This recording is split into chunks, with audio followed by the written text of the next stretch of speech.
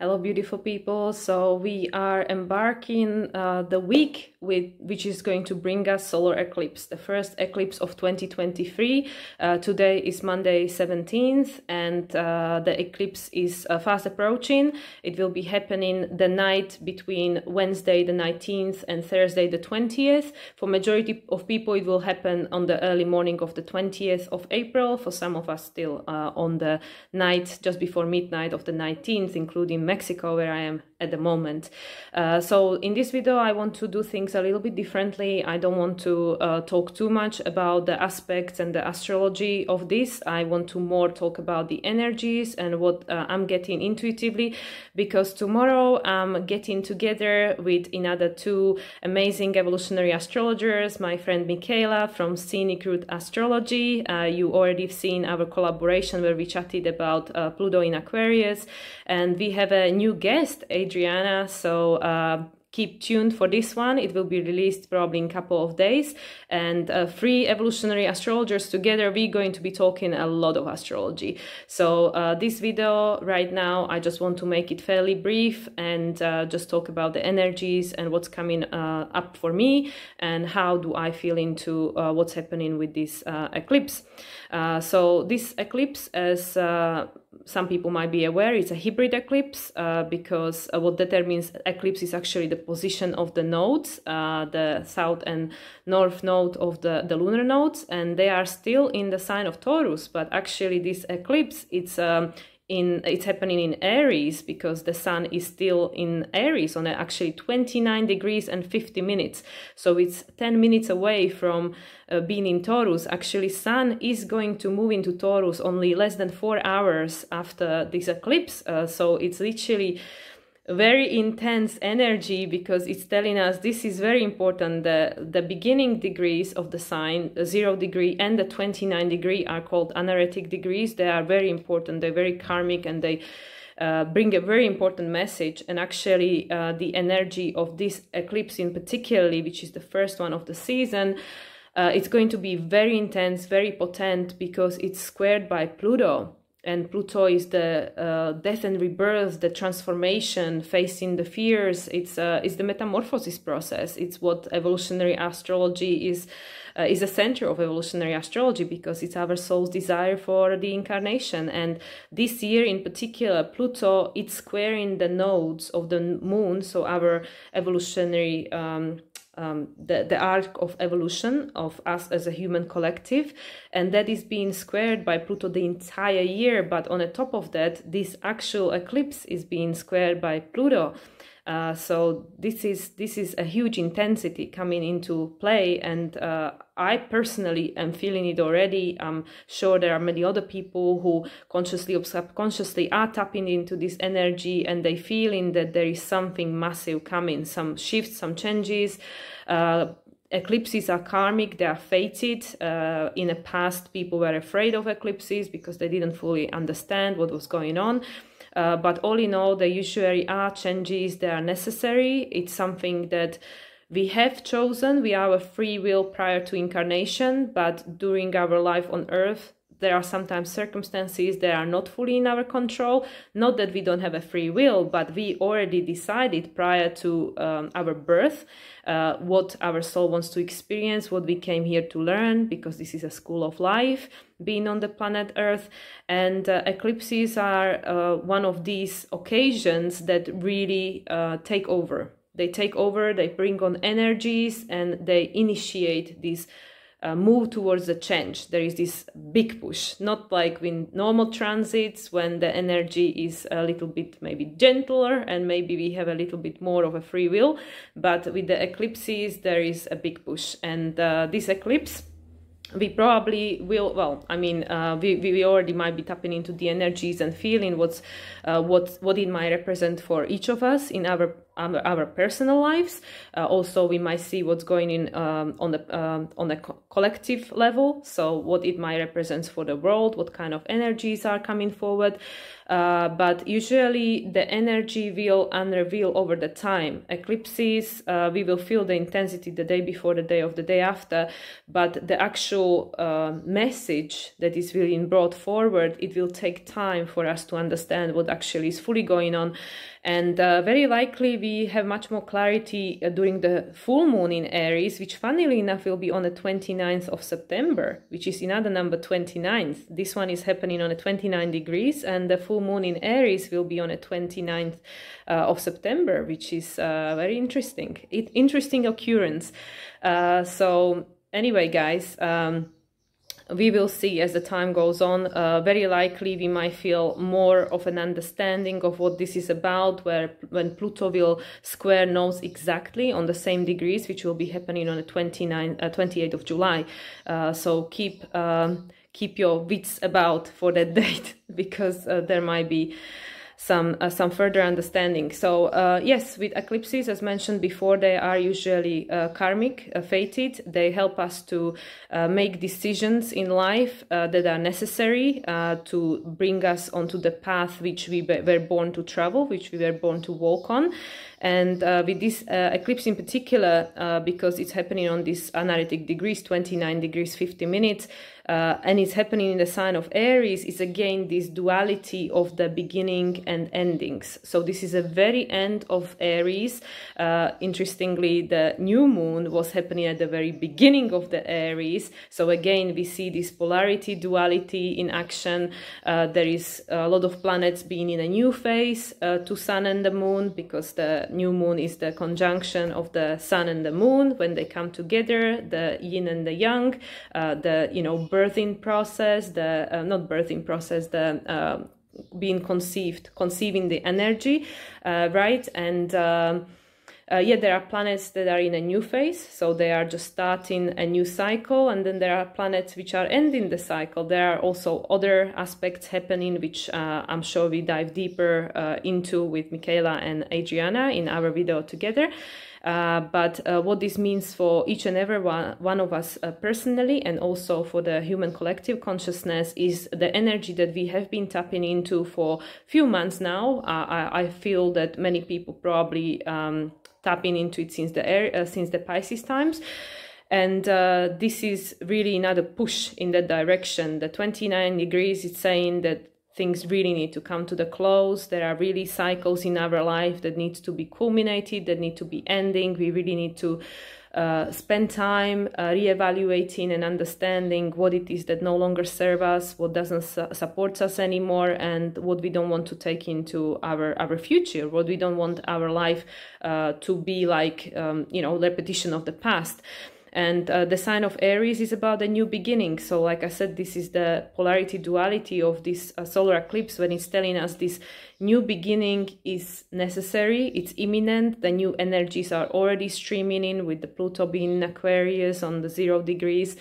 And now squaring this eclipse, Pluto is, like I said, it's all about self-empowerment. It's about facing that which is making us feel scared and limited and disempowered, and where we feel we lost our control over any area of our life, whatever that might be, our relationships, our health, our money, our job, our whatever it is. And Pluto now is squaring this eclipse and telling us you have to really look at it. You really, because it creates this tension. Square is a tension. It's something that requires adjustment. And this square is actually a square in action.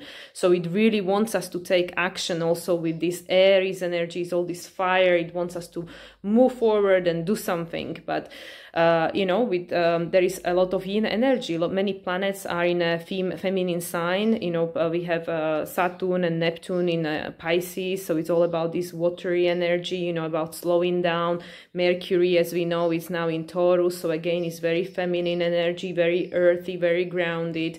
Mars, which is the ruler, Mars is the ruler of this eclipse, is in Cancer. Cancer again slows it down. It's very watery, it's very intuitive, it's very emotional. It's like tap into your emotion. So what is this eclipse telling us? us, especially because Mercury will actually station retrograde only a day after. It will station retrograde on the 21st. So majority people for whom the eclipse is happening on the 20th, Mercury the day later will station retrograde and go retrograde in the sign of Taurus. So the energy will be even more slowed down, even more introspective. So whatever message this solar eclipse wants to bring forward, the message will need to be integrated. So whatever it is happening in your life, whatever that looks like, you might get some intuitive insights, because new moon is where the veil is very thin, because the moon has no light.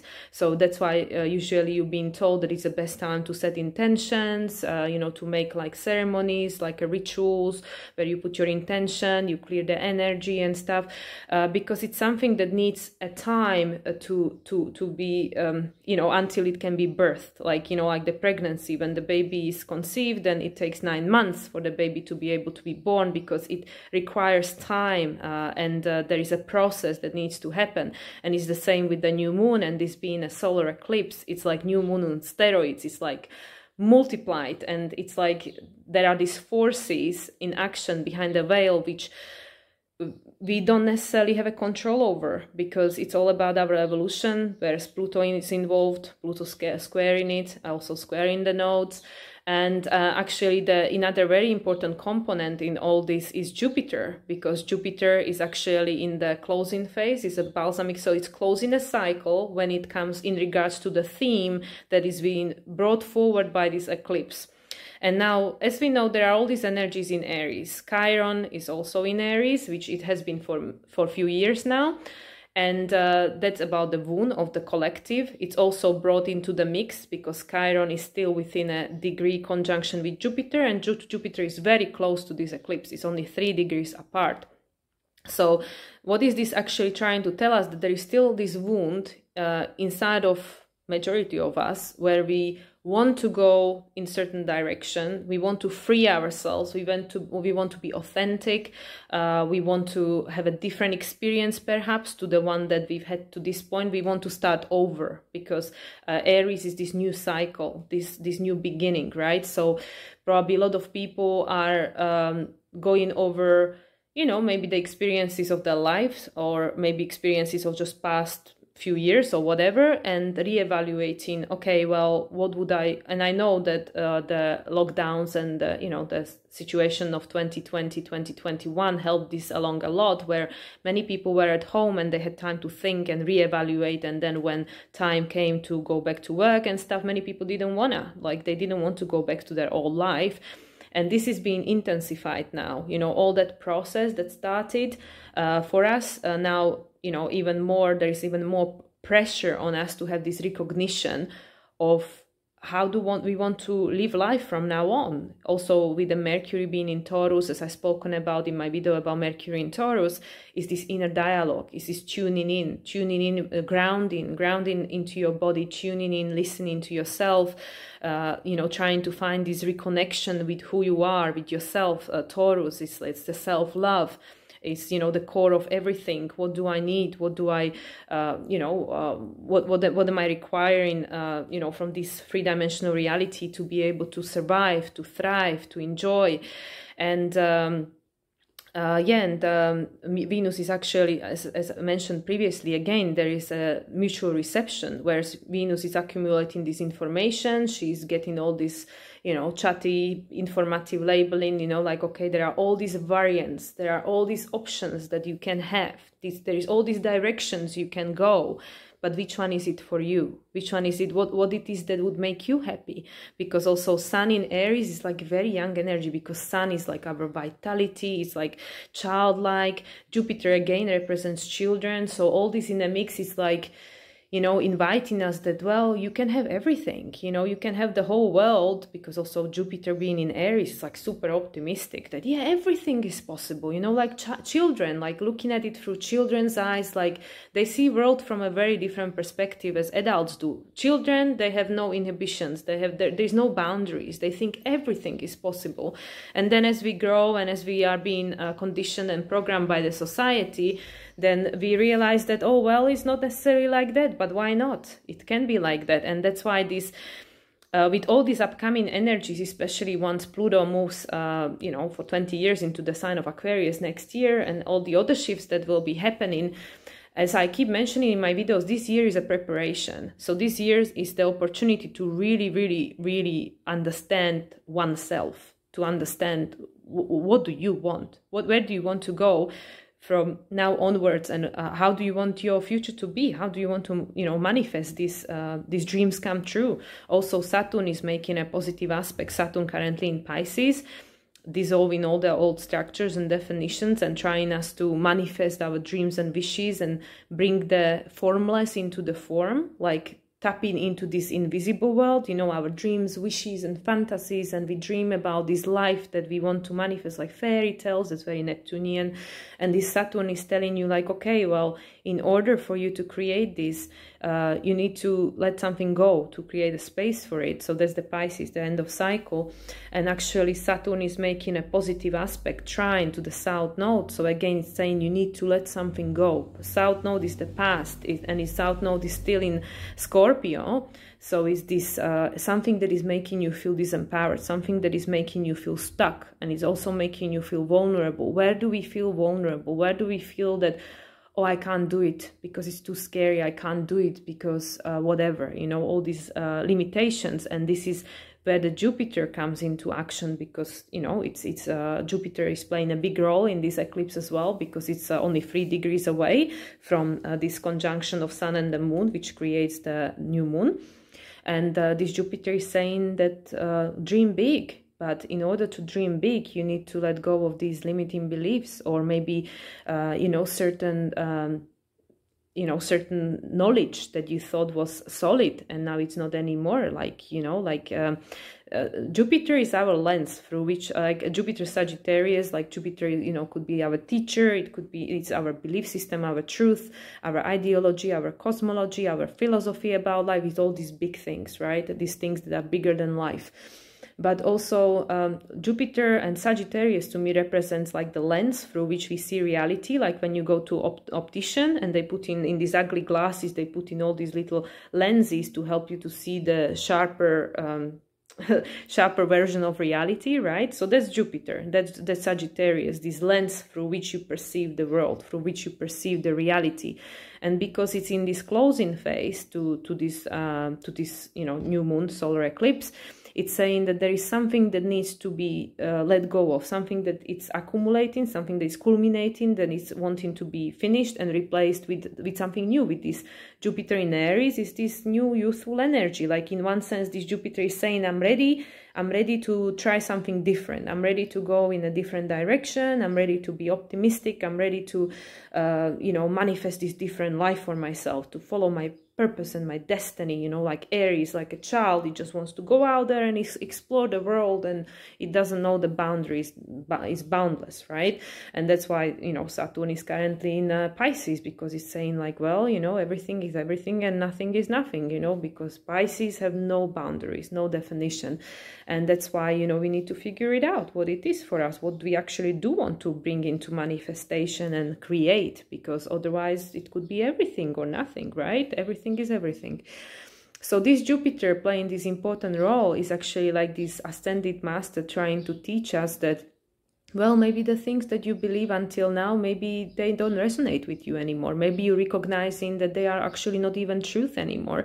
And this is something that I actually mentioned in regards to my Sun-Jupiter conjunction and the follow-up little video I put on Instagram, where I said that there are so many new teachers, well, they're not new, but people that nobody spoke about before, that nobody knew about before, like scientists, like, okay, astrologers, but even normal people, like just normal everyday people that nobody ever heard of before, that been working on their ideologies or their theories or their themes that completely can reconstruct the definition of reality as we know it now, like the way we see the history, the way we see geography, the way we see everything. That's all coming into question, you know, it's being questioned. And also, you know, Venus being in Gemini, like I said, she's giving you a lot of options, like what is valuable for you, what you want to, you know, what you want to choose. Everything is possible, you know. With Gemini, there is all these options, you know, and everything is true and everything is lie and everything is good and everything is bad. It's all this polarity of this of this world we live in, you know, like what's good for one person is not good for the other. Like, you know, like one person loves peanut butter, other person might die from peanut butter because it's allergic. So everything is good and bad at the same time. It just depends who is the one receiving it, and you know, where they coming from, right? So yeah, with this Jupiter, it's also that there is all this new truth or new lenses that you can put into your glasses to see reality from different perspectives. It's all available. Like when in a, you know, like, I mean, at least since I've been on this planet, like in this incarnation, whenever we had so much information coming through that is, in a sense, you know, it's challenging the status quo, you know, it's like shaking us up, it's shaking the foundation, like, oh, wow, when if I take what this person is presenting to me as a potential for truth, that if this actually could be the truth, then everything that I thought I knew is now becoming a lie, or it's becoming non-truth, or it's becoming incorrect. So this is what this Jupiter, I feel, is doing, that in one sense, you know, it wants to teach us something, but the other, it wants to invite us that, you know, we forever teachers and students, we are here to learn until we die, because this is a school of life. Being on this planet Earth, we're here to experience what it's like to be a human and to experience everything through our senses, but to be flexible enough to always have our mind open to new stimuli, to new knowledge, to new information, and to not be rigidly attached to this is the only version of the truth and this is how it has to be and that's it, right? So this Jupiter coming into this closing phase is saying us, oh, well, maybe this old knowledge or maybe these old teachers are no longer what is supporting you into your future, and now you have to look at life through the childlike eyes, through the childlike point of view, and be open to different versions of reality, different possibilities. You know, you might consider different things as valuable, which is what Venus in Gemini is offering, that there is all these things available. Which one do you value? You know, it could be anything, whatever you want. And the way you're gonna figure out what it is for you is through this Mercury in Taurus. You know, you go within, you ground, you connect with yourself, and you ask yourself the question. Mercury is questioning, it's curiosity. Taurus is it's asking yourself question. Go within. So I think this is what for majority people currently, it's maybe the blockage, because the Pluto, there is of course something that is requires a change, you know, this tension, this Pluto square, you know, this intensity where we feel stuck, you know, we might feel powerless because this is how it's always been and I don't know how else it can be and function, right? So it's this opportunity for understanding that things are changing and they're not going back to how they were. And for like, well, almost all of us, we don't know where we're heading. You know, there is so much unknown. We don't know what the world will look like 2 years from now, or 1 year from now, or even 6 months from now. When is this full moon in Aries, right? We don't know. We don't know anything. Nothing is guaranteed. Nothing is for certain, because we are stepping into this uncharted territory with all these new energies that are streaming forward, and everything is accelerating. And I'm sure majority of people are aware of this, that the time is passing much faster and things are happening so fast that we don't even have time to integrate all this stuff that is around us, all this information and all this technology and all this improvement. And even ChatGPT is already old, there is a new version, and you know, like whatever. So things are happening so very fast. So in order for us to be actually able to absorb all this that is already becoming available, but it will be available even more so from next year when Pluto will home itself in Aquarius for 20 years. We need to ground, we need to be, and I'm talking to myself here as well, because I'm in the same position with my current experience. And the only way we can learn how to do that is to actually take the time to slow down with all these energies. Like once Sun moves into Taurus, things will go slower again, because Taurus is a very slow energy. It's very steady. It wants to create this stability, this something tangible, something that we can, like, you know, step on, like step on the ground, right? Because it's Earth. And, you know, then other things are going to, you know, be moving into Taurus. But, and the next eclipse is going to be obviously, you know, Scorpio-Taurus axis, because the Sun will be in Taurus, but that's for another time. But what I'm trying to explain is then in order for us to be able to absorb all this fast moving energy. This is the opportunity, this right now, this time of the year, this approaching Taurian season, this is the opportunity for stabilization, to stabilize ourselves, because everything around us is so unstable, so unstable. So this is the opportunity to create this sense of stability within. You know, that's why we have Mercury in the sign of Taurus for 2 months, which is not usual for Mercury. And Mercury chooses Taurus to do its retrograde, right? So this is again pointing finger in the same direction. And then Saturn, like I said, is in this watery energy, very slow, very emotional, very intuitive, not logical. Pluto will start its retrograde now in 1st of May, even before the next eclipse, the lunar eclipse. It will start its retrograde. So again, it will be, you know, slowing down, and then it will move back into Capricorn. Again, Capricorn is a feminine energies, earthy energies, again inviting us to stabilize, to create this sense of stability within, because whereas the only thing we can control is, the only thing you can control is you. It's your response to your environment. It's what you think, what you feel. That's the only thing you have control over. You cannot control anyone else or anything else. And to have this opportunity through this time of the year we are at right now is to stabilize that, is to go within, to reconnect, to ask yourself questions internally and see what answers come. See what your body communicates to you. See what you intuitively receive, what guidance you receive. And also, as I spoken before, with this Mars transiting through the sign of Cancer, it's to reevaluate who you are, you know, your identity. Are you still feeling safe and secure with the labels that you've given to yourself before? Is this really what still makes you feel that this is me, or does it no longer resonate? So again, this Pluto, it's going to be intense, because these are, as I mentioned before, these are not personal planets. Like Pluto, Neptune, Uranus, not personal planets. Also, Uranus is still in Taurus. Mercury will make a conjunction to Uranus eventually, but actually it's already within a degree, but it's not the exact degree conjunction, because Mercury is going to move into retrograde. So the actual conjunction with Uranus won't happen until later on. But these non-personal planets, if we don't follow the path that we were born to walk, they will give us a push. And this is what this Pluto squaring this eclipse, which is a lot of people tapping into this energy that, oh, well, I'm not quite sure what's going on here. I don't feel fully comfortable with this. I feel a bit of tension already. And I'm pretty sure a lot of people are probably feeling that in one way or another. Whatever era of their life is this showing up as, that will of course be determined by the placements in your chart. And yeah, everybody feels that there is this something that is like cooking and it's just about to boil over, right? And for each and every one of us, it will be probably a different things.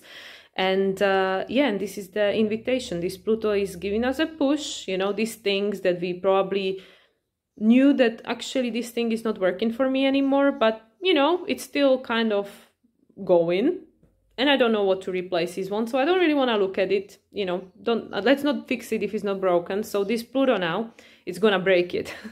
It's gonna literally just remove it. It's gonna say, okay, well, this thing is now expired, I'm taking this away, and actually this is for your highest good, because in a long term it's gonna be helpful, but in a short term it's gonna be very uncomfortable, because suddenly this something that, you know, that was there, it might not be there anymore, whatever that something is. And that's why this new moon solar eclipse on the last degree of Aries is saying, well, the time is up, because the new beginning is imminent. Aries is on 29 degrees, so the time is up. And once the sun moves into Taurus, the energy will want to be grounded. Like now we get in the information and then we bringing it in Taurus, and we're gonna run it through our system. We're going to embody it, and you know, and then we'll have to take an action. We'll have to decide what it is that needs to be done, especially once Mars moves into the sign of Leo. It won't be in Cancer forever. So yeah, so this is what I'm intuitively tapping into. Also in regards to my personal experience, and this could be also something that other people are feeling, is that old unresolved stuff is being presented to you for resolution, maybe things that are still unresolved, like non-tied ends, things that still the ends need tying. And then now, especially with the Mercury retrograde, you know, is bringing things back, you know, bringing things back from the past. There might be things coming back to you where you might go, oh my God, you know, I thought that I already resolved this, or like, oh, I didn't really want to deal with this anymore. And now it's being presented to us for resolution. Like, well, you know, in order to move forward into this future, to have this new beginning, you need to tie these loose ends because they still hang in there. And yes, it's intense and it's uncomfortable, but in a long term, it's going to make you more empowered because you're taking your energy back, right? All this scattered energy that is invested in a lot of different things, it's going to being brought inwards. It's going to be brought back. I'm taking it back. So yeah, so this is what I'm feeling into, and you can guys share how is this showing up for you. And yeah, there are definitely changes in the air on both collective level, however that will show up, and on the personal level as well. And I'm sure for probably most people, this is being felt in one way or another in whichever area this is showing up in your life, where things you feel the need to make changes because things are just not working anymore, and they are going to fall apart if they are not if we don't fix them ourselves, if we don't make the choices ourselves, then the things will be removed. The universe will interfere and help us along the process. And I've experienced this many times in my life. Last time we had the eclipses in autumn, that was when my life fell apart. My relationship was taken away, my job was taken away, my place of living was taken away, and universe was like, just helping you along here, you know, you were kind of stagnating, so I'm helping you to remove all these things that are, you know, keeping you in one place, and now, you know, off you go and try something different. And in my current situation, I'm facing something similar, where things are again becoming unavailable, let's just say. So yeah, so there is a need for this step forward in whichever direction that will take me.